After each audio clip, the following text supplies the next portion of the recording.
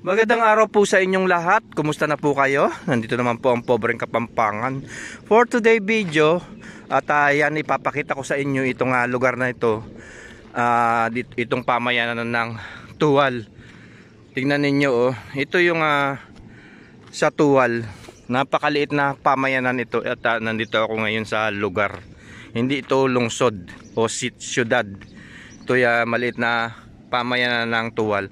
At nandito ako sa likod ng mga mga bakala. Ang bakala ay yung mga tindahan ng mga cellphone, tindahan ng mga pagkain, tindahan ng mga damit at ang mga prutas, gulay.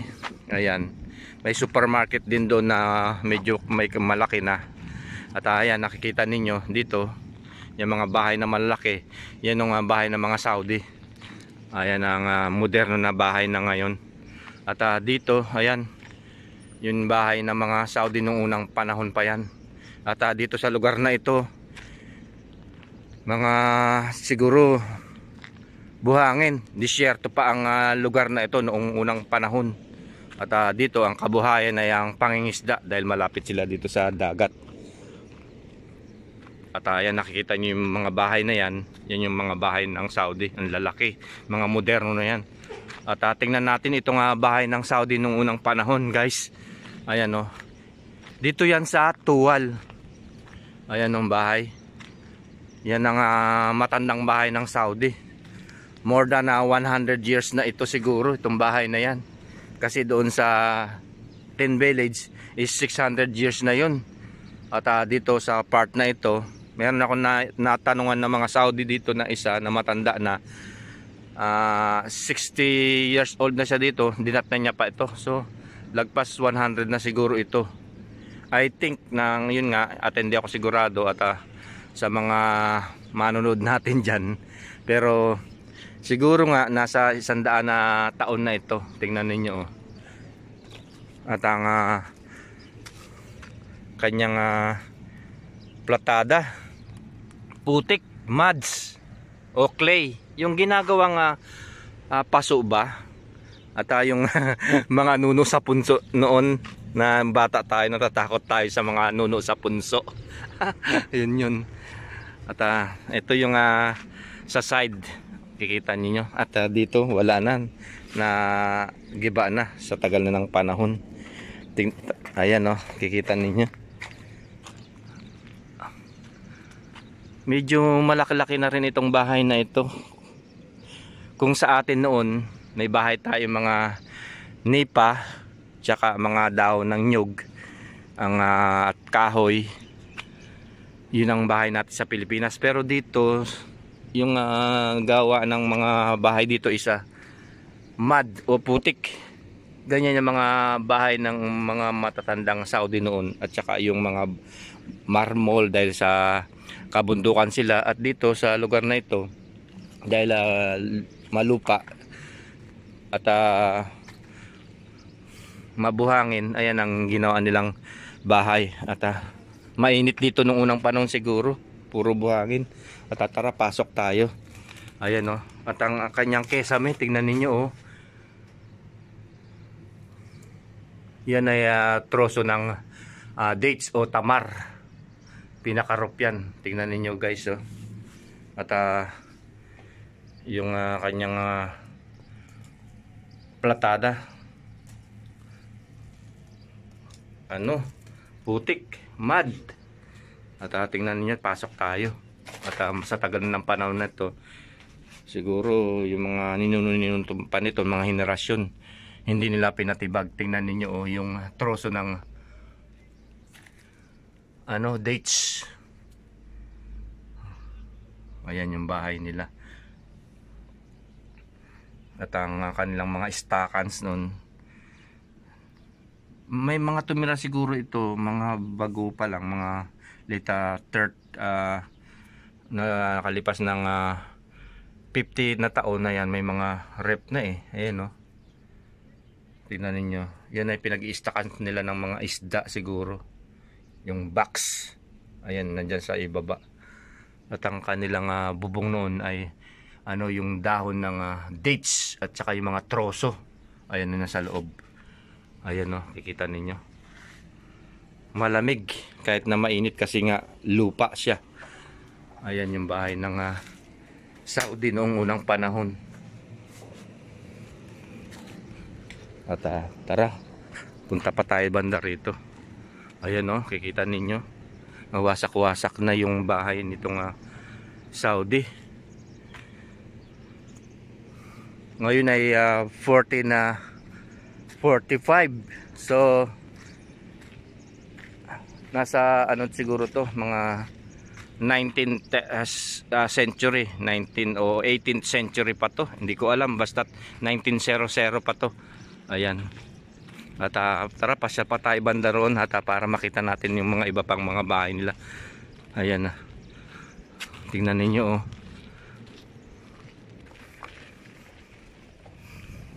Ayan yung bahay pa nila oh. Hindi nila tinanggal itong bahay na ito. Ni-restored nila para sa mga henerasyon siguro ng mga kabataan ngayon na meron silang istorya na ganito ang bahay nila. Mga muds o yung putik. Ayan oh. Ayun pa guys oh, tingnan ninyo oh. At dito sa side niya ay itong mosque. Sa tuwal ito guys. Ayan ang mga moderno na mga bahay na ito.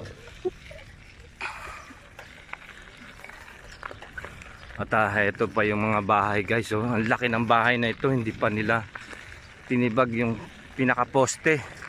At yung kabuuan wala na. Ayan oh. Tara, punta pa tayo dito. Ito guys oh, tingnan ninyo oh. Napakatagal na ng panahon nito. Pero standing pa rin itong bahay na ito, mga poste. Pero yung kabuuan dito wala na. Ang laki-laking bahay na ito, tingnan ninyo oh. At ang kanyang poste, mga muds oh, ito yung pinaka front. At ang kanyang mga biga ay yun oh, mga troso ng dates. Tingnan niyo yan oh, troso ng dates oh. Ayan oh. Ang tagal pala ng dates na ganyan, tumatagal din. Ayan yung bahay ng Saudi. At dyan sa front na yun ay nagpapatayo na ng mga modernong bahay. Hindi ko alam kung ilang taon na itong mga ano na to, mga dates na troso na to. Sabi ng Saudi nasa 80 years na yan yung mga troso na yan at saka itong kabuuan ng bahay na yan. Siguro nga dahil sa tagal na ng panahon. At tayo na, pumunta pa tayo banda roon. Ayun o, kikita nyo yun ang mga bahay ng mga Saudi. At doon nakikita nyo malalaking buildings na yan ay mga modernong bahay na yan. At ayan sa paligid niya, napapaligiran na siya ng mga malalaking bahay. Ayun o, ang lalaki na ng mga bahay na yan o. Mga moderno na yan. At ito ay old house. Ano kaya, bakit kaya ganyan ng mga ano siya guys, mud o yung putik. Tara, lapitan natin at para ipakita ko sa inyo itong mud house. At heto guys, tingnan ninyo oh, putik yung bahay nila. Ayan guys oh, tingnan ninyo oh. Yan nung bahay ng Saudi noong unang panahon.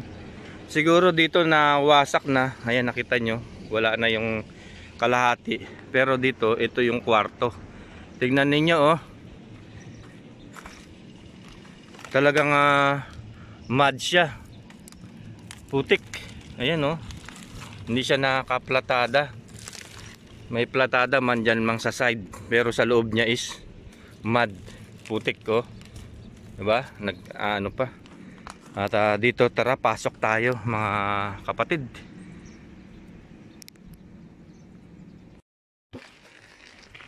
At heto pa yung mga bahay oh. Siguro ito yung pamilihan kasi dikit-dikit oh. Sunod-sunod sila. At dito yung mga bahay kasi nung unang panahon iba-iba rin yung mga bahay, magkakalayo. Ayan guys, oh, tingnan ninyo. Yan yung bahay ng Saudi noong panahon. Ano pa? Muds o clay. Ayan, oh. Kita ninyo.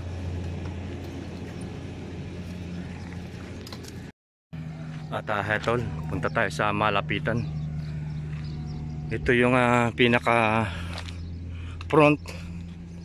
At dito may mga kwarto-kwarto. Ito yung salas, kikita ninyo. At yan ang pinaka kwarto dito. Ayan. At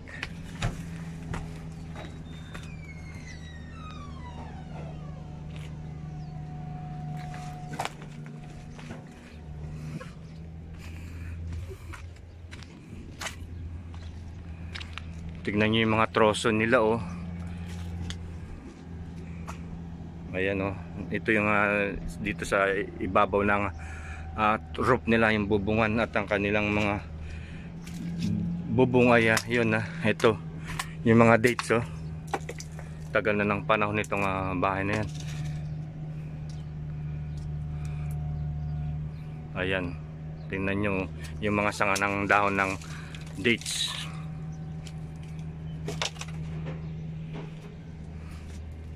At banda doon pa, oh.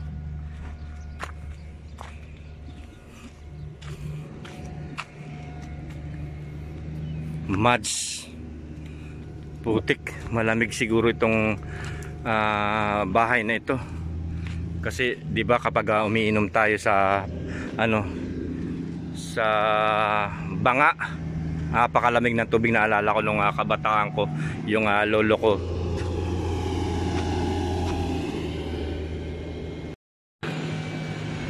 Yung lolo ko noon na umiinom kami sa banga, yung gawa sa putik. At ito, ganun din sa mga bahay na ito, malamig kahit hindi ka na mag-aircon dito dahil nga ito ay gawa sa muds o yung putik. Ayan yung mga bahay ng unang panahon, dikit-dikit sila, oh. Nasa 100 taon na siguro ito. Ayan, hanggang doon. At banda doon din, meron pa doon. Tara, pumunta pa tayo banda doon. At dito sa side na yan, yan yung bahay ng moderno na mga Saudi na, malalaki na. Pero walang pinagkaiba dito sa style niya, pa-square lang sila. Hindi kamukha sa atin, napakaraming disenyo. Sa kanila, square lang ang ganyan ang paggagawa ng bahay. Ayan, oh.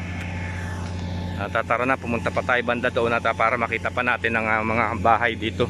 Dito yan sa Atuwal. Nung panahon siguro dito, mga disyerto pa to, lupain. Hanggang ngayon pa naman, hindi nila tinanggal, ni-restored pa nila. At dito sa lugar na ito, bakante, na nagpapatunay na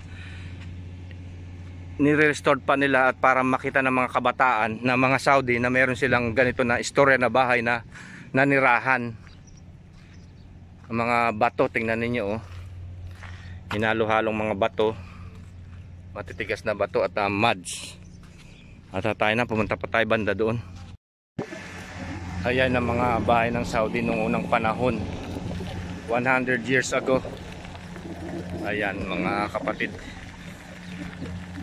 At doon, ayun, oh, meron pang banda doon na layo-layo yung mga bahay. Tara, punta pa tayo banda doon. Layo-layo sila. At dito siguro pamayanan yan o mga tindahan. At tayo na, pumunta pa tayo banda doon.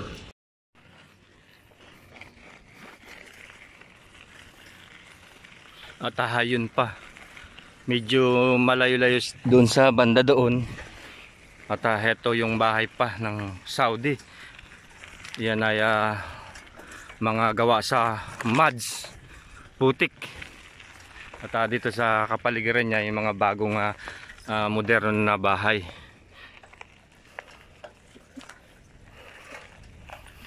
Ayan, oh. At yung iba nagbagsakan na yung mga troso niya. Ayan yung bahay ng Saudi. Kikita nyo? Ayan. Noong unang panahon ng mga bahay dahil wala pang mga simento noon, mga putik. Ayan, dyan sila naggagawa ng bahay at ang pinaka nagpapatigas dyan yung mga bato at mga troso niya. Tignan ninyo, dates, mga biga. Ayan.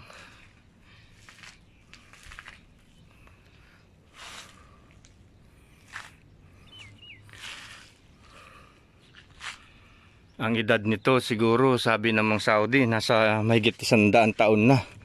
So 2024 na ngayon, mga 19th century pa yung mga bahay na yan.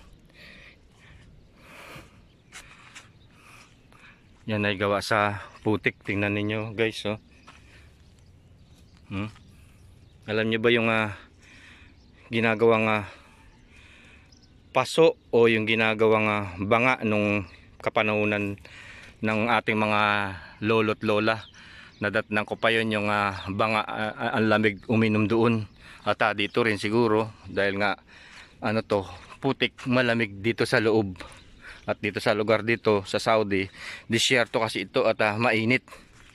Nagsusurvive sila, ayan, at nakakagawa ng bahay na ganito. Nung panahon natin na mga ninuno natin, ang paggawa ng bahay noon ay mga nipa, tsaka dahon ng nyog, mga kahoy. Samantalang sila yan ay putik at mga bato. Ayan, diba? At ayan guys, yung mga bahay ng mga Saudi noong unang panahon na 100 na ang nakakalipas na taon. Kikita ninyo. At maraming salamat sa panonood at sana nag-enjoy po kayo ngayon sa binlogs natin. Yan yung old house ng mga Saudi, mud house. An old house 100 years ago na yung mga bahay na yan at hindi pa tinatanggal nila dito sa tuwal. Enjoy watching po, Pobreng Kapampangan. God bless po.